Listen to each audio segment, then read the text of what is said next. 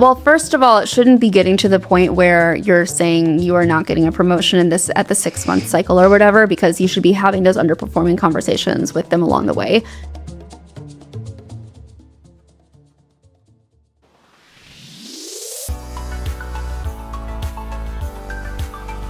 Welcome to the Ladybug Podcast. I'm Kelly. And I'm Emma, and we're debugging the tech industry. There's so much going on in the AI space, it's hard to keep up. But here's something you might not know. Graphs can give your AI agents the context they need to work smarter. Want to see how? Join us at Nodes 2025 on November 6th. It's a free online conference where developers, data pros, and AI engineers from around the world share how they're using graph technology. From powering AI agents and improving data intelligence to building better knowledge graphs and graph-powered applications. There are over 140 technical talks over 24 hours, so you can attend the live sessions from anywhere.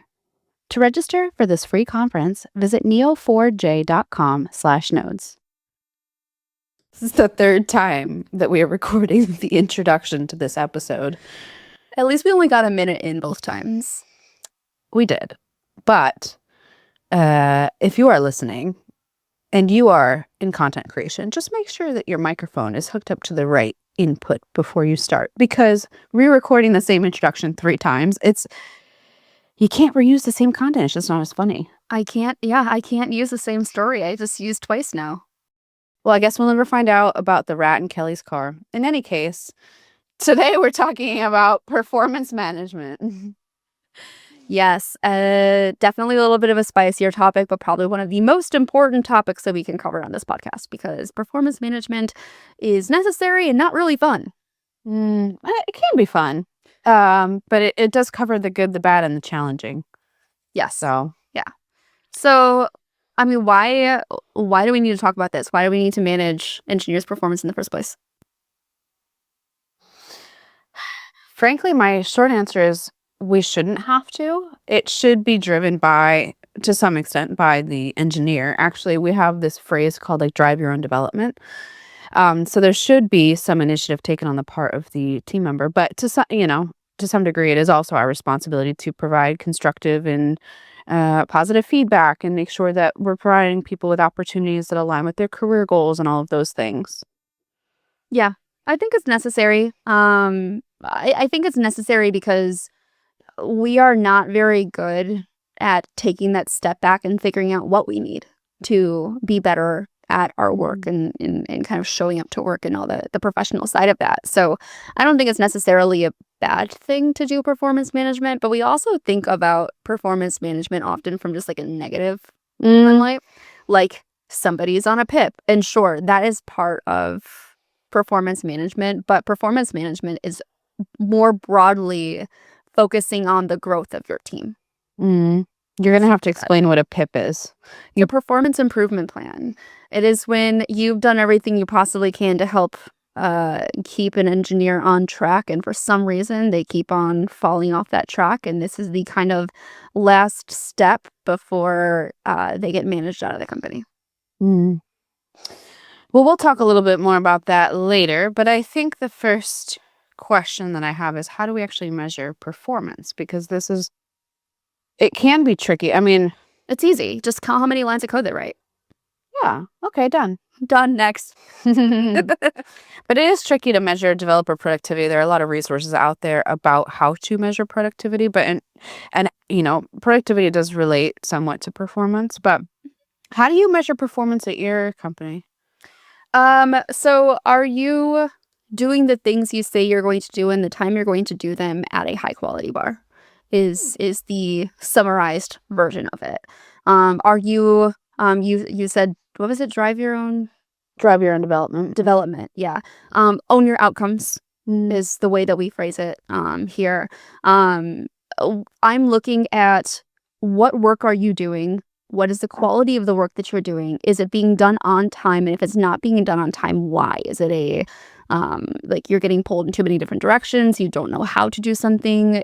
You're running into other, third party kind of blockers. Maybe there's resource constraints on we have too many design projects we need to work on at the same time. And so getting designs late, well, looking at that, but then the quality piece is what's also important, and how you're showing up to work, what kind of impact you're having on the team as a whole, not just on the work that you're doing, but are you playing nicely in the sandbox with everybody? Mm, nice. We have more like concrete boxes, not to check off, but of course there are different levels for like associate engineer versus senior engineer and staff, and but we have many different dimensions that we cover. I think we've got like 5 different dimensions. Some are collaboration focused, some are technical Hmm. oriented, and within those we have different. I think we I think there's steps in between. I always get confused which is like the higher category, but the steps are like they change in scope depending on the seniority. Like a senior engineer, I would expect to pick up and drive initiatives from start to finish. Bringing blockers or things of that nature to leadership. Whereas an associate, I would expect to partner with someone more senior on a work stream. So Yeah, I we think have that similar with like a career ladder. yeah, and we'll talk more about like progression frameworks later, but I think based on that, it's pretty easy to assess whether or not somebody is meeting expectations, exceeding, or just not meeting in general. But we kind of focus on like 3 aspects, which are like how is their competency in their domain? Are they T-shaped? Are they growing their skills? How are their like achievements? Are they achieving what they've set out to achieve? And then behavior, like how do they collaborate? How do they communicate? Things like that. Exactly. Yeah. We do monthly talent reviews the MTRs is what we call them. Mm. Managers will answer, I think it's 4 or 5 questions for each team member every single month and then go over those answers with the team member. Oh. And it's a very structured way of saying like and they're weighted differently. So like the first question is, are they meeting the goals that they've set out for this particular team member? Are they like meeting them? Are they exceeding them? Are they hitting some but not all of them? That kind of Mm-mm. stuff. We ask like how what's the word that was used there. One of them is around like performance management. Are we having like a performance related conversation with them? No, no, Mm. but to starting or yes. How are they relating to our company's principles? Do you have examples of those? And then the last question is around like how are they showing up to work? Essentially, are their engagement level basically? Are Mm. they medium engaged, highly engaged? In like being engaged is fine. And that's the thing that this whole monthly talent review is stressing is that you don't like it's to like measure performance, but with knowing that a small portion of the company will be high performers and most Mm. people will fall in that performing range, and that is absolutely fine. Yeah. And like it's not going to prevent you from getting raises and promotions necessarily. You just might get a bigger one Yeah. in a high performance level. Yeah. I tell people on my team who are going through a lot in their personal lives, like if they're getting married or they're taking care of a sick parent or whatever it might be, like, hey, you should just focus on like don't focus on over exceeding expectations. Like, set your boundaries, don't take on too much work. Like most people will be meeting expectations. Mhm. Like that will be the category that they fall into. They should fall into it most times. Otherwise they'll burn out. Unless they're going for a promotion, in which case they should be exceeding expectations pretty Yes, frequently. absolutely. Yeah. I a and I like to think of our role more as like a coaching role. Oh, maybe yeah, the there's a book. What is that book? There's like The Coaching Habit. I The think Coaching Habit. Yeah, it's a great book. yeah. Is that going to be your resource, or can that be my resource? Oh, man. If you want to change yours, you It's can gonna use. be my resource because Okay. but I do remember like in that book it was pretty short, but your job is to coach people. It's not just to manage the logistics of their career, but like to provide ongoing coaching, and that doesn't mean giving them all the answers. It means helping them find the answers for themselves Yeah. sometimes. So, yeah, we'll talk a little bit more about that. Yep. I also have my resource that is related. Same author. That- Oh. So we'll get to that later.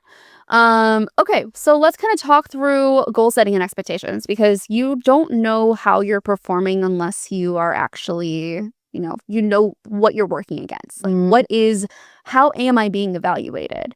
And there are several ways that you can do this. Do you use any sort of like performance management rubric? Is that what you were kind of talking about before?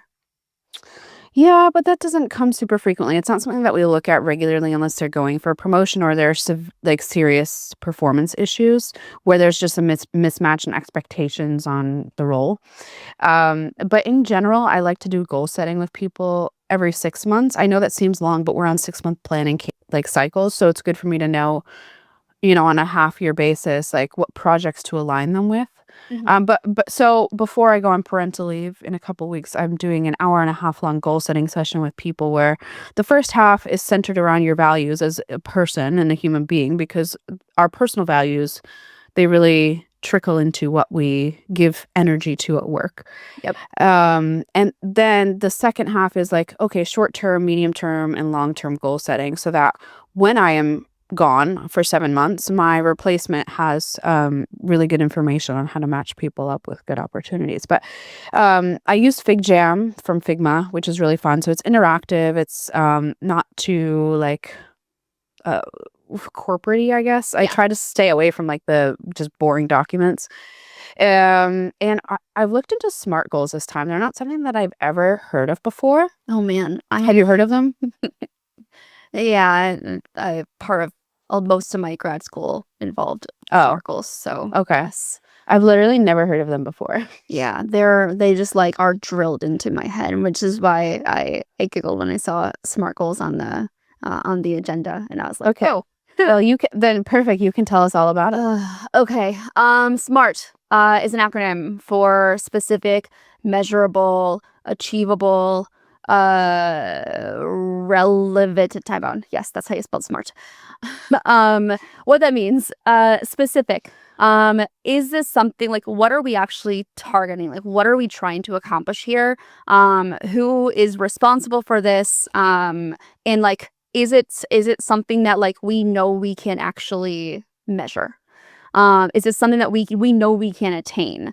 SMART goals are not meant to be like your vision statement, where it's like this, very vague, really exciting North Star that we're kind of working towards. SMART goals are much more tactical and like shorter term, measurable. If you cannot measure the success of a goal, there's no way you know whether or not you actually achieved it.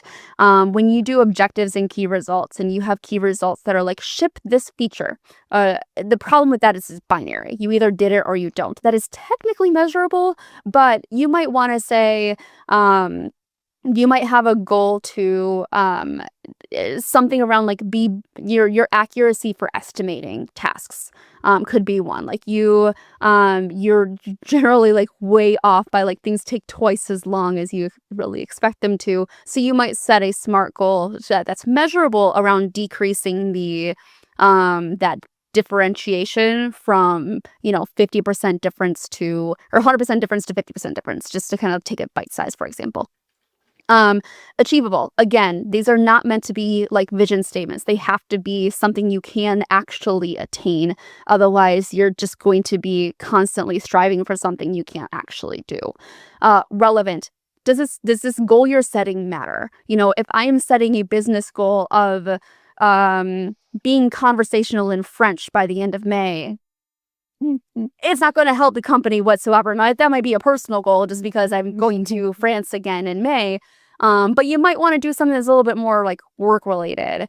And then time bound. You should set time parameters around whatever it is that you're measuring. So I try to shy away from doing like in the next 6 months I want to do this thing, unless it's something that's going to require change over time, or it's a little bit more like a long tail measure. Your company's net promoter score is a long tail measure. You want to look at that piece over time, for example. I try to pull them in a little bit earlier. Maybe like on a month or quarterly basis is fine as well. Sometimes just depending on what it is that we're actually measuring. SMART goals. I told you, it is drilled into my head. Thank you for coming. And it's also written on the agenda in front of you, but That is true. But I didn't use your examples. I used my own. yeah, okay. That's good. Good. Yes. So yeah, I mean, I gotta be honest. I'm horrible at setting goals for myself. Okay. Yeah. I don't know. I set goals with other people. I think it's important, but I don't dog food. I don't eat my own dog food. What's up saying? I don't even have dogs. You don't practice what you preach. We'll just call it that. It's a better movie. I don't eat my own dog food. I don't eat dogs. No, What kind of podcast is this? living in Sweden is just in my brain. Okay, anyway. But you don't do it for yourself. I should. I do. I have more trajectories than goals, I'd say, because goals for me are like finite things. I have like vision boards. Like I have things that I want to achieve in my future that I like. I don't want to say manifest, but I like think about consciously. But I have more trajectories of like instead of saying like I want to, like I'm gonna use the weight loss example. I was gonna say, yeah. This was I know this is a touchy subject, but it was relevant for me at postpartum. Like it was something important to me to feel better. But so instead of saying like, oh, I want to lose 30 pounds, I don't set a goal of that. What I do is, well, maybe the byproduct is I set a goal of I want to train 4 times a week. But my trajectory is more like I want to live a healthier lifestyle and be mindful of what I'm eating and be active during the day, right? Yeah. And the byproduct is I achieve the goal of losing weight. This goes back to Atomic Habits, which we've talked plenty about. But yeah, our favorite book to talk about. Yeah, I set pretty specific goals for myself. It's one of my favorite things to do, kind of reflecting on the past year and then setting goals for the next year. And I break them down into quarterly goals because I'm nerdy like that. But each quarter I have like there are things around, I'm registered to run my first marathon in October. So that is a goal that I have for the year. I'm not actually starting training for that yet because it's far too early to do that. But one of the things I also wanted to explore was either signing up for the new Pilates studio that opened near me or working with a personal trainer, making a decision and actually starting with that. And so I'm going to Pilates several days per week because it's quickly turned into one of my favorite things to do for fun. It's like those kind of things I set. I have goals around language learning. I actually am learning French. But around like hitting certain milestones, or like practicing so many days or for a certain amount of time per week, just so I'm continuing to invest in that learning because that's the kind of thing that just takes a lot of time. I can't just say like, I want to be fluent by May. One, that's not achievable. And two, it's not specific.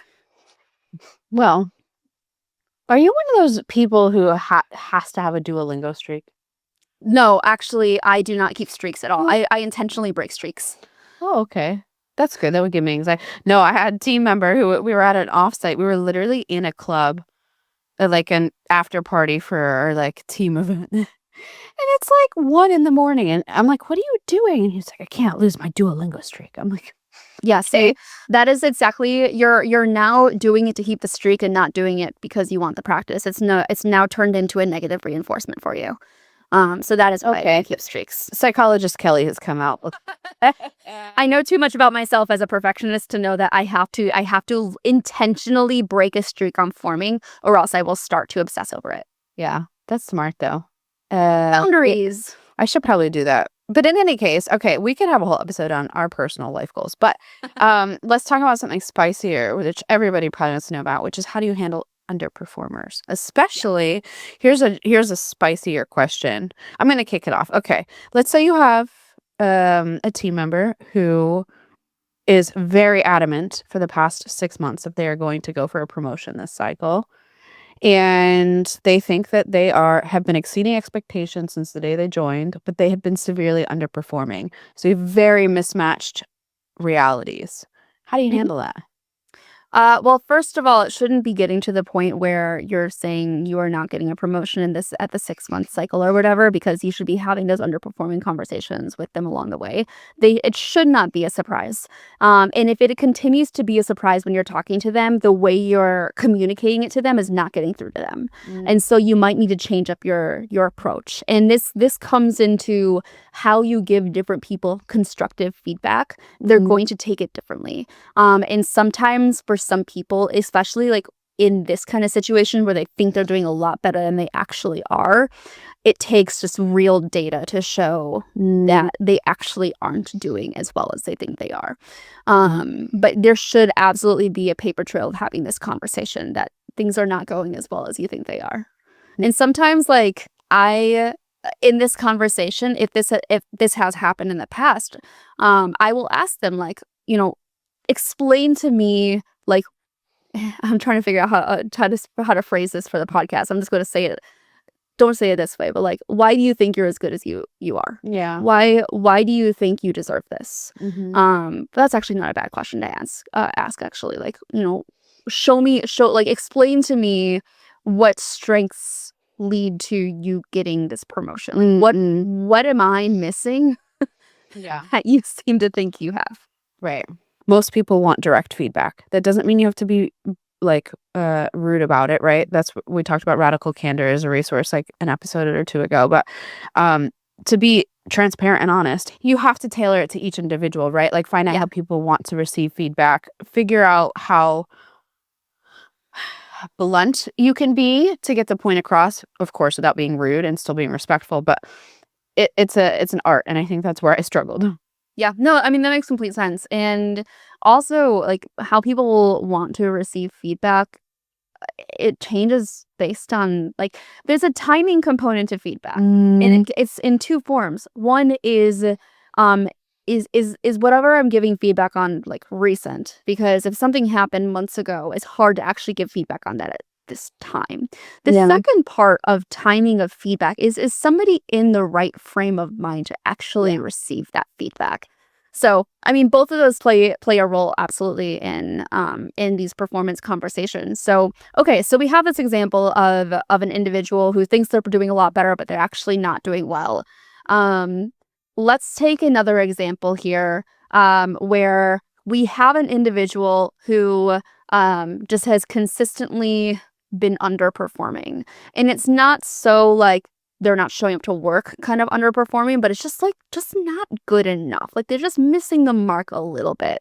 And now we need to get to the point where we're like, are we having a performance related conversation around this? And what does that performance conversation look like? Because again, we're used to having these more constructive performance conversations when things are just drastically bad, like you're constantly missing deadlines. But sometimes things are just not good enough for the expectations of this role.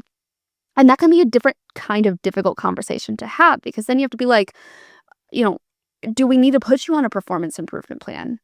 Are they in the, like, do they understand where that gap exists, and do they know, like, this is what's expected of them and this is where they're actually falling on that expectation scale, like they are falling short, and here's what they need to do to actually get to the point where I need you, like, show more ownership in your work. I need you to not just suggest ideas, but choose an idea and run with it and explain why you're choosing this out of the three ideas that you're bringing to the table. I need you to, speak up in meetings, and I can't have this, you have these thoughts that come after the fact that you come to me about, instead of giving that feedback directly to your peers. And as a result, you're not being heard, and then you get angry because they're not doing what is currently in your head, and you're telling me I'm not going to relay this information to your peers all the time. Like, you're an adult and you need to be able to have a conversation about it.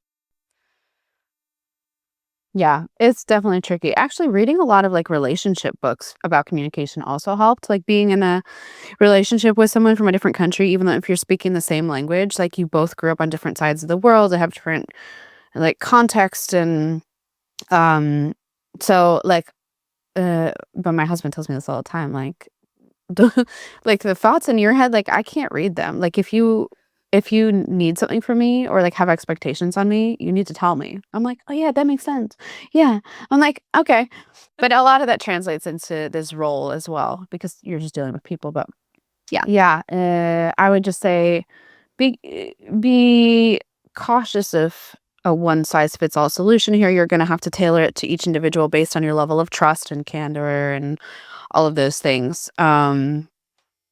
And yeah, I think it's probably good to evaluate at what point you should bring something up as an area of improvement. Like if someone let's say somebody is consistently missing meetings or they're joining really late and you have to like message them and be like, hey, are you coming? At what point do you decide like, okay, this is clearly a pattern of behavior that needs to be addressed? And again, like the more real time, the better. That's okay, but this is also something else that I struggle with because, like, if I have something minor like this, like minor constructive feedback that's not truly impacting performance, but could, like, if it goes unaddressed, right? I'm like, okay, do I send a Slack message and just like because this has just happened again for like the third or fourth time and just get it done in real time, or do I wait an extra week and then address it in person, face to face, even though a little bit more time has passed? And I was about to send a Slack message the other day, but then I was like, "Oh, shoot, I'm gonna be off for 2 days."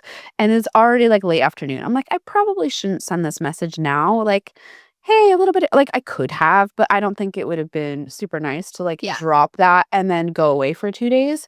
So, I'm like, "Okay." In that case, this is why I say it's not a one size fits all. You really have to analyze the situation because 'cause I'm like, "Alright, like, we got a one-on-one next week. I'll just address it at the beginning of it. It's not really a huge deal, but it's better to do it, like, face to face maybe." Yeah. I So think it's like timeliness is important, but also it's reading the room as well, as you just yeah, did. which is Sometimes it's okay to wait. Mhm. Some like no wait a long time, but like to avoid Yeah. it. But yeah. And then just generally speaking, things that should be relatively obvious but bear repeating is any kind of time you're having a conversation that involves constructive feedback documented. Document what you talked about, what the resolution was, and what next steps are. Because there could come a time when you put this individual on a performance improvement plan and you have to actually manage them out of the company and you have to let them go. And I've had this happen in the past where somebody's been like, you never gave me any of this feedback. This is coming, Mm, out of left field. I've never heard any of this before.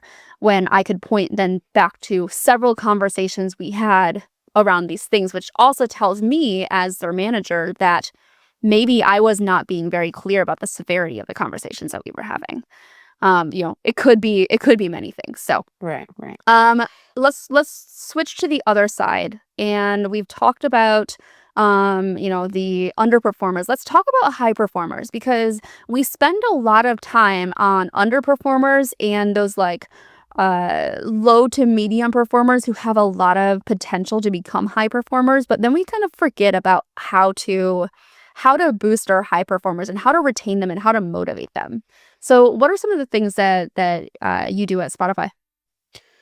Uh, I don't know if it's like a Spotify thing. It's more like a me thing. But I remember I mentioned this in a previous episode, but I had a manager do a moving motivators exercise with me where we ranked what motivated me based on different aspects. So money, recognition from peers, exciting projects, etc. I'd highly recommend doing that with every person because for me, I'm like, okay, I have a high performer here. I know that their number one motivator is they like to work on projects that really challenge them, but they're in the quadrant of being just challenging enough where they can get it done and not like I forget what it's called, like the quadrant of like unattainable because it's way outside their comfort zone and there are too many unknowns and stressors.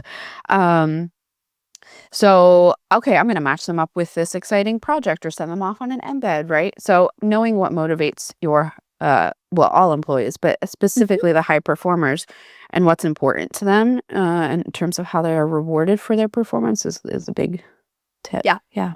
And this also comes from Kim Scott, but the concept of of high performers being either rock stars or superstars, with the idea that you have two types of high performers: those who are very like steady in their career, they're like constantly showing up, they're seen as a subject matter expert, they like unique challenges to kind of push them outside of their comfort zone versus the other kind of high performer who are the ones who are always looking at what's next. They're very in tune with their gaps and they want to know how to fill those gaps so they can continue to grow.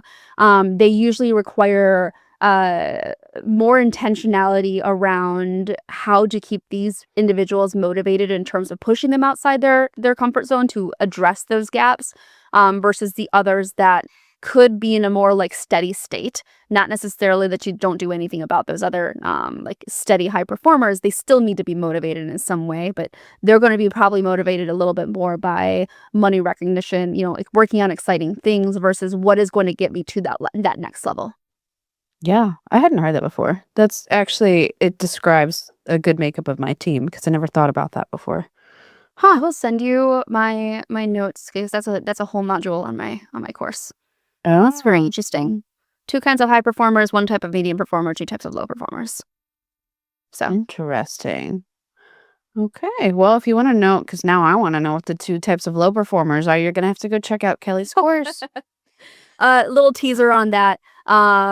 Two low performers are expected growth and no growth. Expected growth, these are the individuals who, by all means, should be doing better than they currently are, and they're just falling short for some reason. You spend time with these individuals to understand what's going on. It could be something related entirely outside of the company, family issues, health issues, anything like that. It could be that they're bored or there's just like a mismatch in like if you have like somebody on an embed and it's not going well for some reason, maybe that's just not a good fit for them, or they're working on a project that just like it is, as you said, like it's pushing so far beyond their technical capabilities that they're starting to struggle. These are the individuals where you can set them right on the right path. You just need to identify what that thing is, or things are. It could be more than one thing. Low performers, no expected growth, of those that you've been managing for a while and performance managed, and they just are not getting better. And those are the ones who you end up usually managing out of the company. Okay. Wow. It looks like I need to take Kelly's course. Maybe so. Okay. Wow. As a last Maybe note, that's going to be my resource of the week.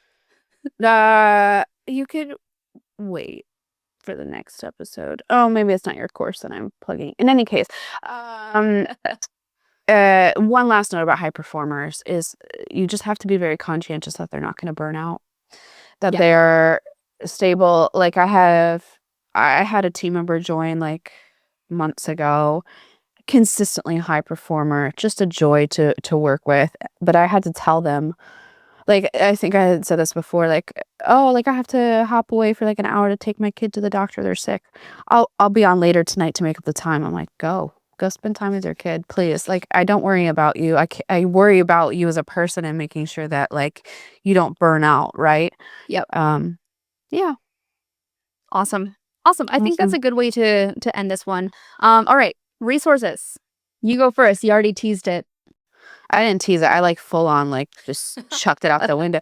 The coaching habit. Yeah, it was really easy, quick read. I don't remember what the tagline is, but it was just, motivational. It makes you think a bit more about like how you approach not problem solving, but conversations with your team members, like instead of solving their problems for them, like helping them come to these conclusions on their own. Yep. Yep. My resource is actually the follow-on to the coaching habit, which is called the advice trap. So this is basically going from like how do I need to actually manage these individuals and coach them, to kind of breaking down that that thing inside of us that always wants to fix things and wants to provide them with the advice that they need to improve when maybe that's not actually what they need. Sometimes they just want to, they need to figure it out on their own, but you might need to like guide them, provide them with like more context to come up with the solution, the whole teach a man to fish kind of thing. Nice. Okay. Well, there you go. 2 more books. We're building up your library. Love it. Awesome. And that wraps performance management. So thank you so much for tuning in. We are on your favorite podcasting platform because you're listening to us right now, and I assume it's your favorite. Maybe it's not. We're also on YouTube for these wonderful videos that we're recording, and we're also on social media. So find us wherever you want to tune in and tell your friends. We'll see you next week.